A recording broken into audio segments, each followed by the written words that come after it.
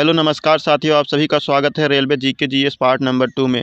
हम लोग previous year में आए आपके जो प्रश्न हैं उन सभी को कलेक्ट करके ये वीडियो बना रहे हैं और साथ ही साथ उससे बनने वाले स्टफ फैक्ट को भी देखेंगे। तो आपके आने वाले रेलवे के कोई भी एग्जाम हो गया, LP technician, RPF, JEE, NTPC group D and other SSC के जो एग्जाम है उन सभी के लिए बहुत ही इंपॉर्टेंट सेशन है। तो आप लोग वीडियो को बगैर स्किप किए लास्ट तक देखिएगा, यहाँ से क्वेश्चन आपके एग्जाम में जरूर देखने को मिलेंगे। आप लोग वीडियो को शेयर भी कर दीजिएगा। पहला प्रश्न आपकी स्क्रीन पर है, भारत में पहली बार जनगणना की शुरुआत कब हुई थी, या कहें भारत में पहली बार जनगणना कब हुई थी। इसका करेक्ट आंसर हो जाएगा ऑप्शन नंबर बी, 1872 ईस्वी में भारत में पहली बार जनगणना हुई थी।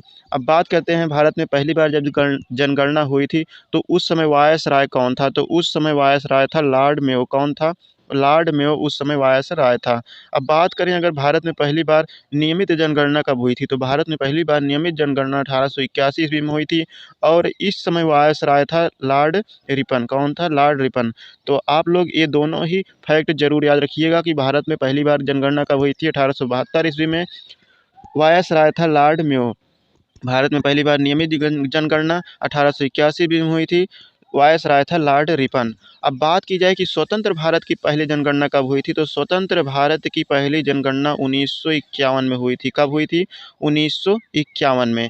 अब यहाँ से पूछा जा सकता है कि 2011 तक भारत में कुल कितनी बार जनगणना हो चुकी है। तो भारत में कुल 15 बार अब तक जनगणना हो चुकी है 2011 तक। तो अगर हम 2011 जनगणना से रिलेटेड कुछ एक्स्ट्रा फैक्ट को जानना चाहें तो कि भारत में 2011 में जब जनगणना हुई थी तो कुल कितनी जनसंख्या थी, तो 121 करोड़ 1,93,422 थी 2011 की जनगणना के अनुसार भारत की जनसंख्या। और 2011 की जनगणना के अनुसार भारत का सबसे अधिक जनसंख्या वाला राज्य कौन सा है, तो यह है उत्तर प्रदेश। इसे भी आप लोग याद रखिएगा। और सर्वाधिक जनसंख्या घनत्व वाला राज्य कौन सा है, तो बिहार है। सर्वाधिक साक्षरता वाला जिला कौन सा है, तो केरल है। और 2011 की जनगणना के अनुसार सर्वाधिक लिंगानुपात वाला राज्य कौन सा है, तो केरल है। वहाँ का लिंगानुपात है 1084। कितना है? 1084, अर्थात वहाँ पर 1000 पुरुषों में 1084 महिलाएं हैं। अगले क्वेश्चन की ओर बढ़ते हैं। अगला प्रश्न है, निम्न में से कौन सा अम्ल लाल चींटियों में उपस्थित होता है। कौन सा अम्ल है जो लाल चींटियों में उपस्थित होता है, तो इसका करेक्ट आंसर हो जाएगा ऑप्शन नंबर सी, फार्मिक अम्ल जो है ये लाल चींटियों में पाया जाता है। यह एक कार्बनिक यौगिक है। यह किस प्रकार का यौगिक है? कार्बनिक यौगिक है जो कि लाल चींटियों, जुआ, शहद की मक्खियों, बिच्छू तथा बर्रों के डंक में पाया जाता है फार्मिक अम्ल। इन सभी में जो है फार्मिक अम्ल पाया जा सकता है। तो अभी यहाँ पर जो है लाल चींटी में पूछा गया, हो सकता है ये पूछ ले कि बिच्छू में कौन सा अम्ल पाया जाता है। तो ये सभी याद रखिएगा कि फार्मिक अम्ल जो है लाल चींटियों, जुआ हो गई जो सर में पड़ जाती हैं, और शहद की मक्खियों, बिच्छू और बर्रों के डंक में, इन सभी में फार्मिक अम्ल पाया जाता है। अब अदर ऑप्शन की बात की जाए तो मेलिक अम्ल लिखा है ऑप्शन नंबर ए में। मेलिक अम्ल जो है ये डाई कार्बोक्सिलिक अम्ल है और ये सेब और खुबारी, अंगूर और चेरी जैसे फलों में पाया जाता है। अगर अदर ऑप्शन की बात करें आक्जेलिक अम्ल की, तो आक्जेलिक अम्ल जो है ये टमाटर एवं पालक रूप में प्रमुखता से पाया जाता है। टमाटर और पालक में, किसमें? टमाटर और पालक में ये प्रमुखता से पाया जाता है। अब ऑप्शन नंबर डी में है आपका टैनिक अम्ल। टैनिक अम्ल आप लोग कमेंट करके बताएंगे कि टैनिक अम्ल किस में पाया जाता है। तो चलिए अगले प्रश्न की ओर बढ़ते हैं। अगला प्रश्न है, किस संविधान किस सांविधिक कानून के किस सांविधिक कानून के माध्यम से भारत और पाकिस्तान को स्वतंत्र राष्ट्र में विभाजित किए गए थे। भारत और पाकिस्तान स्वतंत्र राष्ट्र में विभाजित हुआ था, तो किस सांविधिक कानून के माध्यम से ये विभाजित हुआ था, तो इसका करेक्ट आंसर हो जाएगा ऑप्शन नंबर ए, भारतीय स्वतंत्रता अधिनियम 1947। ये सांविधिक कानून जो था इसके माध्यम से भारत और पाकिस्तान तो स्वतंत्र राष्ट्र बने थे। अब इसके बारे में बात की ली जाए तो इसे यूनाइटेड किंगडम की संसद द्वारा पारित किया गया था और 15 अगस्त 1947 को इसे प्रस्तुत किया गया। और अगर पूछ लिया जाए कि पाकिस्तान में स्वतंत्रता दिवस कब मनाया जाता है, तो पाकिस्तान में स्वतंत्रता दिवस 14 अगस्त को मनाया जाता है और भारत में स्वतंत्रता दिवस 15 अगस्त को मनाया जाता है। अगर पूछ लिया जाए कि भारत की स्वतंत्रता के समय जो है भारत का वायसराय कौन थे, तो लॉर्ड माउंटबेटन जो थे ये भारत की स्वतंत्रता के समय भारत के वायसराय थे। इसे भी आप लोग याद रखिएगा। चलिए नेक्स्ट क्वेश्चन देखते हैं। अगला प्रश्न है, पीर पंजाल रेलवे सुरंग स्थित है। ऑप्शन ए है जम्मू कश्मीर, ऑप्शन बी है हिमाचल प्रदेश, ऑप्शन सी है उत्तराखंड, ऑप्शन डी है सिक्किम। तो करेक्ट आंसर हो जाएगा ऑप्शन नंबर आपका ए सही हो जाएगा। जम्मू कश्मीर में स्थित है। कहाँ पर स्थित है? इसे बनिहाल रेल सुरंग भी कहा जाता है। पीर पंजाल जो रेल सुरंग है इसका दूसरा नाम है बनिहाल रेल सुरंग। इसकी लंबाई की बात की जाए तो 11.21 किलोमीटर है, अर्थात 7 मील जो है इसकी लंबाई है। इसकी लंबाई अगर पूछ लिया जाए आपसे एग्जाम में कि पीर पंजाल रेलवे सुरंग या बनिहाल रेल सुरंग जो है इसकी लंबाई कितनी है, तो 11.215 किलोमीटर है, अर्थात 7 मील है। चलिए नेक्स्ट क्वेश्चन देखते हैं। अगला प्रश्न है, चिंतावान उपन्यास हाफ ऑफ व्हाट आई से के लेखक कौन है? मोस्ट इंपॉर्टेंट क्वेश्चन है, आपके एग्जाम में आया हुआ प्रश्न है। तो करेक्ट आंसर हो जाएगा option number C, Anil Menon जो हैं इस उपन्यास के लेखक हैं। चलिए नेक्स्ट क्वेश्चन देखते हैं। अगला प्रश्न है, महमूद गजनबी ने गुजरात के सौराष्ट्र में स्थित सोमनाथ मंदिर पर आक्रमण कब किया था, जो कि उसके भारत पर किए गए 17 बार के आक्रमणों में से सबसे प्रसिद्ध था? तो मोस्ट इंपॉर्टेंट क्वेश्चन है, जो कि हिस्ट्री से रिलेटेड क्वेश्चन है। यहाँ पर आपसे क्वेश्चन में ही आपको दो आंसर मिल जाते हैं कि मोहम्मद गजनबी ने भारत पर कितनी बार आक्रमण किया था, तो कुल 17 बार आक्रमण किया था। उसमें से एक प्रसिद्ध आक्रमण था सोमनाथ मंदिर। ये कब हुआ था? तो इसका करेक्ट आंसर हो जाएगा ऑप्शन नंबर बी, 1085 ईस्वी में। यहाँ पर बात आई है गजनबी के आक्रमण की भारत में। गजनबी ने भारत में कुल 17 बार, कितनी बार? 17 बार आक्रमण किया था। पहला आक्रमण इसने 1000 ईस्वी में किया था और अंतिम आक्रमण इसका 1027 ईस्वी में था, अर्थात सन 1000 ईस्वी से लेकर के सन 1027 ईस्वी के बीच में इसने कितनी बार? टोटल 17 बार भारत पर आक्रमण किया था। यह अफगानिस्तान के छोटे से राज्य गजनी का तुर्क राजा था। भारत पर इसके द्वारा किए गए 17 बार आक्रमण का मुख्य उद्देश्य धन दौलत इकट्ठा करना था। इसका मुख्य उद्देश्य क्या था भारत पर आक्रमण करने का? धन दौलत को इकट्ठा करना। अब यहाँ बात आई है सोमनाथ मंदिर की। तो सोमनाथ मंदिर के बारे में बात करें, जो कि इम्पॉर्टेंट है, यहाँ से एग्जाम में क्वेश्चन देखने को आपको मिलता ही है। तो सोमनाथ मंदिर की बात करें तो यह गुजरात के सौराष्ट्र क्षेत्र के बेरवल में स्थित है। ये 12 ज्योतिर्लिंगों में से एक है। जो भारत में 12 ज्योतिर्लिंग स्थित हैं उनमें से एक है सोमनाथ मंदिर। चलिए नेक्स्ट क्वेश्चन देखते हैं। सभी क्वेश्चन और जो भी एक्स्ट्रा फैक्ट हैं वो बहुत ही इंपॉर्टेंट हैं आपके एग्जाम के लिए। आप लोग वीडियो को शेयर करते रहें और चैनल पर पहली बार विजिट किए हैं तो चैनल को सब्सक्राइब भी करते रहें। नेक्स्ट क्वेश्चन है, कौन सा पुरस्कार साहित्य के क्षेत्र में दिए जाने वाला सर्वोच्च भारतीय पुरस्कार है? तो इसका करेक्ट आंसर हो जाएगा ऑप्शन नंबर बी, ज्ञानपीठ पुरस्कार जो है साहित्य के क्षेत्र में दिया जाने वाला सर्वोच्च भारतीय पुरस्कार है। यह पुरस्कार ज्ञानपीठ न्यास के द्वारा दिया जाता है। इसकी शुरुआत 1965 में हुई थी और पहली बार मलयालम भाषा में जी शंकर कुरूप को दिया गया था उनकी कृति आडा कुजाई के लिए। अब बात करते हैं अदर ऑप्शन की। तो अदर ऑप्शन की बात करें तो सरस्वती पुरस्कार जो है ये भी साहित्य के क्षेत्र में दिए जाने वाला भारतीय पुरस्कार है। 2023 में सरस्वती पुरस्कार जो है प्रभा वर्मा को दिया गया है, जो कि एक प्रसिद्ध लेखिका हैं। 18 मार्च 2024 को ये पुरस्कार इनके दिए जाने की घोषणा की गई है। चलिए नेक्स्ट क्वेश्चन देखते हैं। अगला प्रश्न क्या है? नेक्स्ट क्वेश्चन है, यहाँ पर थोड़ा मिसप्रिंट हुआ है। किस लोकप्रिय व्यक्ति का उपनाम जननायक है? मतलब कौन से लोकप्रिय व्यक्ति हैं जिनका उपनाम जननायक है? तो करेक्ट आंसर हो जाएगा option number B, Karpoori Thakur. Most important question है, आपका करंट अफेयर से रिलेटेड मोस्ट इंपॉर्टेंट क्वेश्चन है।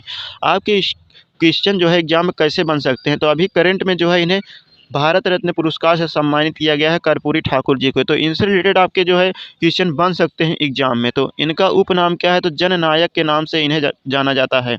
अगर बात की जाए कर्पूरी ठाकुर जी के बारे में तो ये बिहार के 2 बार पूर्व मुख्यमंत्री रह चुके हैं। बिहार के 2 बार मुख्यमंत्री रह चुके हैं, अर्थात बिहार के 2 बार पूर्व मुख्यमंत्री रहे हैं और इन्हें 2024 में भारत रत्न पुरस्कार से सम्मानित किया गया है और इनका उपनाम क्या है? तो जननायक। अदर ऑप्शन की बात करें तो जयप्रकाश नारायण जो है, जयप्रकाश नारायण, इनका उपनाम क्या है? तो इनका उपनाम है लोकनायक। क्या कहा जाता है इन्हें? तो लोकनायक कहा जाता है।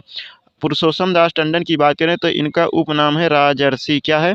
राजर्षि इनका उपनाम है, इसे भी आप लोग याद रखेंगे। चलिए नेक्स्ट क्वेश्चन देखते हैं। अगला प्रश्न है, केंद्रीय चावल अनुसंधान संस्थान कहाँ पर स्थित है? मोस्ट इंपॉर्टेंट क्वेश्चन है। करेक्ट आंसर हो जाएगा option number C, Cuttack Odisha में स्थित है केंद्रीय चावल अनुसंधान संस्थान। अदर ऑप्शन की बात करें तो पणजी में कौन सा संस्थान स्थित है? तो राष्ट्रीय समुद्र विज्ञान संस्थान। राष्ट्रीय समुद्र विज्ञान संस्थान ये पणजी में स्थित है। प्लाज्मा अनुसंधान संस्थान गांधीनगर में स्थित है।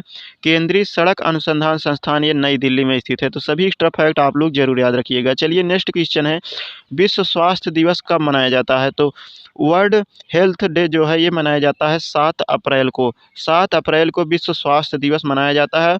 7 अप्रैल 1948 को ही WHO वर्ल्ड हेल्थ ऑर्गेनाइजेशन की स्थापना की गई थी। और विश्व स्वास्थ्य संगठन जो है इसका मुख्यालय कहाँ पर स्थित है? जिनेवा में इसका मुख्यालय स्थित है। आप लोग इसे भी याद रखिएगा, जिनेवा में विश्व स्वास्थ्य संगठन का मुख्यालय स्थित है। और 7 मार्च 1948 को विश्व स्वास्थ्य संगठन की स्थापना की गई थी और इसी दिन 7 अप्रैल को विश्व स्वास्थ्य दिवस के रूप में मनाया जाता है। अदर ऑप्शन की बात की तो 4 जनवरी को क्या मनाया जाता है? तो 4 जनवरी को लुईस ब्रेल दिवस मनाया जाता है। 8 मार्च की बात करें तो 8 मार्च को अंतर्राष्ट्रीय महिला दिवस के रूप में मनाया जाता है। ऑप्शन नंबर डी की बात करें तो 8 मई को रेड क्रॉस दिवस के रूप में मनाया जाता है। सभी इंपॉर्टेंट फैक्ट हैं, आप लोग याद करके रखिएगा। चलिए नेक्स्ट क्वेश्चन है, दुनिया का सबसे बड़ा पार्क कौन सा है? करेक्ट आंसर हो जाएगा option number B, wood buffalo national park दुनिया का सबसे बड़ा नेशनल पार्क है। चलिए, और ये कहाँ पर स्थित है इसे याद बात कर लेता हूँ। ये कनाडा में स्थित है। और कनाडा की राजधानी क्या है? तो कनाडा की राजधानी है ओटावा। और कनाडा की जो करेंसी है वो कनाडियन डॉलर है। चलिए नेक्स्ट क्वेश्चन देखते हैं। अगला प्रश्न है, कंप्यूटर का पितामह अर्थात कंप्यूटर के जनक किसे कहा जाता है? मोस्ट इंपॉर्टेंट क्वेश्चन है। ऑप्शन नंबर बी सही हो जाएगा, चार्ल्स बेबेज को कंप्यूटर का जनक अर्थात पितामह कहा जाता है। अदर ऑप्शन की बात करें तो वान न्यूमैन जो हैं, इनको बात करें तो ये कंप्यूटर के विकास में इनका सर्वाधिक योगदान रहा है। जे.एस. किल्बी की बात करें तो इंटीग्रेटेड सर्किट चिप का विकास किसने किया था? तो जे.एस. किल्बी ने। आईसी चिप जो होती है इसका विकास किसके द्वारा किया गया था? इसको किसके द्वारा डेवलप किया गया था? तो जे.एस. किल्बी के द्वारा इसे डेवलप किया गया था। अदर ऑप्शन बात कर लें तो अदर क्वेश्चन की बात कर लें तो भारत में निर्मित प्रथम कंप्यूटर कौन था? तो ये था, इसका नाम था सिद्धार्थ। भारत में निर्मित प्रथम कंप्यूटर जो था इसका नाम क्या था? तो इसका नाम था सिद्धार्थ। और कंप्यूटर साक्षरता दिवस कब मनाया जाता है? तो कंप्यूटर साक्षरता दिवस 2 दिसंबर को कब मनाया जाता है? तो 2 दिसंबर को कंप्यूटर साक्षरता दिवस के रूप में मनाया जाता है। अगला प्रश्न है, कौन से सयाल को अंतरिक्ष यान के केबिन के हौज में उगाकर अंतरिक्ष यात्री को प्रोटीन युक्त भोजन, जल और ऑक्सीजन प्राप्त हो सकता है? करेक्ट आंसर हो जाएगा ऑप्शन नंबर सी, क्लोरेला जो है शैवाल, इसे अंतरिक्ष यान के केबिन के हौज में उगाकर अंतरिक्ष यात्री प्रोटीन युक्त भोजन, जल और ऑक्सीजन प्राप्त कर सकते हैं।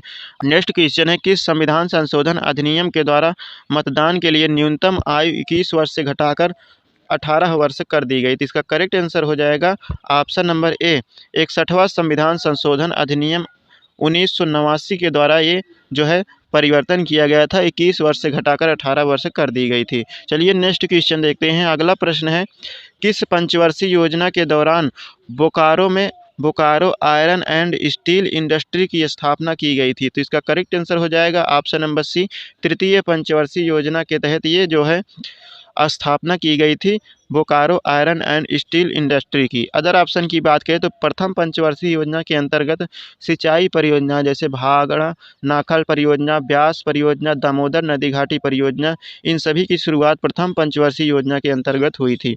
द्वितीय पंचवर्षीय योजना के अंतर्गत बात करें तो जो है प्रसिद्ध कारखाने दुर्गापुर, भिलाई, राउरकेला के इस्पात कारखानों की स्थापना की गई थी द्वितीय पंचवर्षीय योजना के अंतर्गत। तो यही सभी एक्स्ट्रा फैक्ट भी आप लोग याद रखिएगा। चलिए नेक्स्ट क्वेश्चन है, मोस्ट इंपॉर्टेंट क्वेश्चन है कि सेंट्रल कोल फील्ड लिमिटेड का मुख्यालय कहाँ पर स्थित है? तो करेक्ट आंसर हो जाएगा ऑप्शन नंबर सी, रांची में स्थित है सेंट्रल कोल फील्ड लिमिटेड का मुख्यालय। नेक्स्ट क्वेश्चन है, काब डगलस उत्पादक फलन शब्द किस क्षेत्र से संबंधित है? तो काब डगलस उत्पादक फलन शब्द जो है ये संबंधित है अर्थशास्त्र के क्षेत्र से। मोस्ट इंपॉर्टेंट क्वेश्चन है, आपके एग्जाम में छपा हुआ प्रश्न है, तो आप लोग इसे रट लीजिएगा। चलिए नेक्स्ट क्वेश्चन देखते हैं। अगला प्रश्न है, विधवा विवाह उत्तेजक मंडल विधवा विवाह को प्रोत्साहित करने के लिए सोसाइटी की स्थापना विष्णु शास्त्री पंडित ने किस वर्ष की थी? करेक्ट आंसर हो जाएगा ऑप्शन नंबर सी, 1865 ईस्वी में जो है इसकी स्थापना की गई थी विष्णु शास्त्री पंडित जी के द्वारा। चलिए नेक्स्ट क्वेश्चन देखते हैं। अगला प्रश्न है, कनखजूरा किस संघ से संबंधित है? तो करेक्ट आंसर हो जाएगा ऑप्शन नंबर बी, अर्थ्रोपोडा संघ से संबंधित है कनखजूरा। चलिए नेक्स्ट क्वेश्चन देखते हैं। अगला प्रश्न है, 1719 से 1748 तक शासन करने वाले मुगल सम्राट शाह रंगीला का वास्तविक नाम क्या था? मोस्ट इंपॉर्टेंट क्वेश्चन है। इसका करेक्ट आंसर हो जाएगा ऑप्शन नंबर ए, रोशन अख्तर। क्या नाम था? रोशन अख्तर।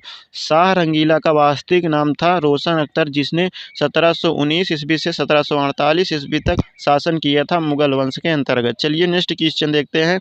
ये थे आज के सभी इंपॉर्टेंट क्वेश्चन जो कि आपके प्रीवियस ईयर एग्जाम में आए हुए हैं। तो आज का प्रश्न आपकी स्क्रीन पर है, निम्न में से कौन सा पद संवैधानिक प्रकृति का है? तो इसमें जो भी आंसर करेक्ट है उसका कमेंट बॉक्स में आप लोगों को आंसर करना है। ऑप्शन ए है भारत के महान्यायाधीश, ऑप्शन बी है आरबीआई गवर्नर, ऑप्शन सी है भारतीय क्रिकेट कंट्रोल बोर्ड के अध्यक्ष, ऑप्शन नंबर डी है भारत के महान्यायाधिकर्ता। तो जो भी आंसर करेक्ट है आप लोग कमेंट करके जरूर बताइएगा। बाकी आज की वीडियो कैसी लगी कमेंट करके बताइएगा।